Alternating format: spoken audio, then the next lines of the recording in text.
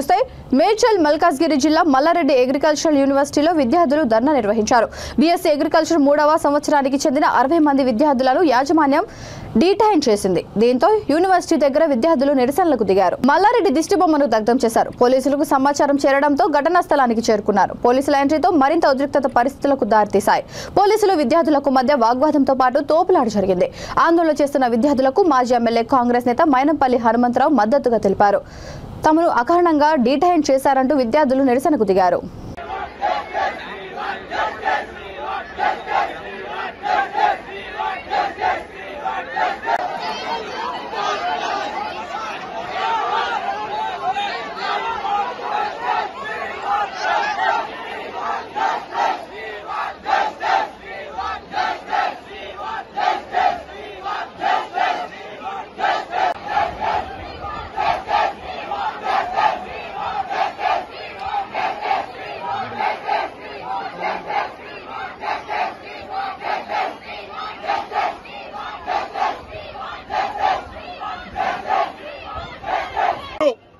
పేదవారు ఎక్కడ ఇబ్బంది జరిగితే రావట్లేదు.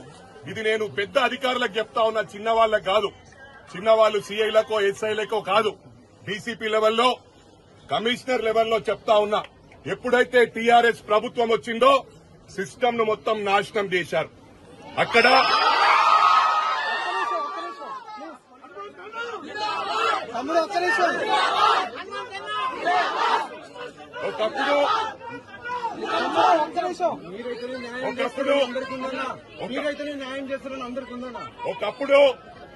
ఒకప్పుడు ఎలా ఉండే అంటే ఒక ఐపీఎస్ ఆఫీసర్ అయినా ఒక ఐఏఎస్ ఆఫీసర్ అయినా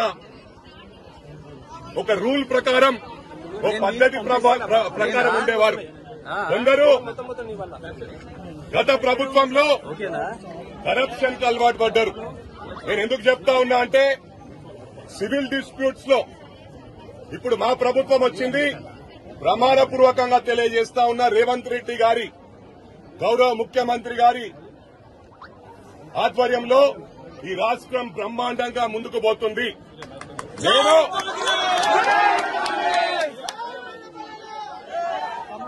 నేను ఎన్నికల పోటీ చేయట్లేదు. 5 సంవత్సరాలు ఓటు అడగదలుచుకోలేదు. వేరే వాళ్ళ కోసం అడుగుతాను, నా కోసం అడగను.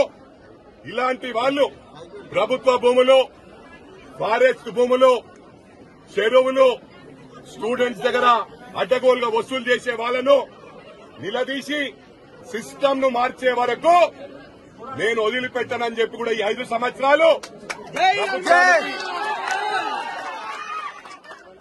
ప్రభుత్వానికి అదేవిధంగా మా గౌరవ ముఖ్యమంత్రి గారికి చెడ్డ పేరు రాకుండా నేను ప్రతి ఒక్కటి కూడా మానిటర్ చేస్తాను.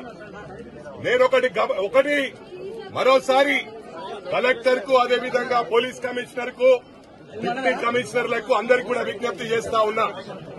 ఫస్ట్ సివిల్ డిస్ప్యూట్స్ లా వెళ్లకుండా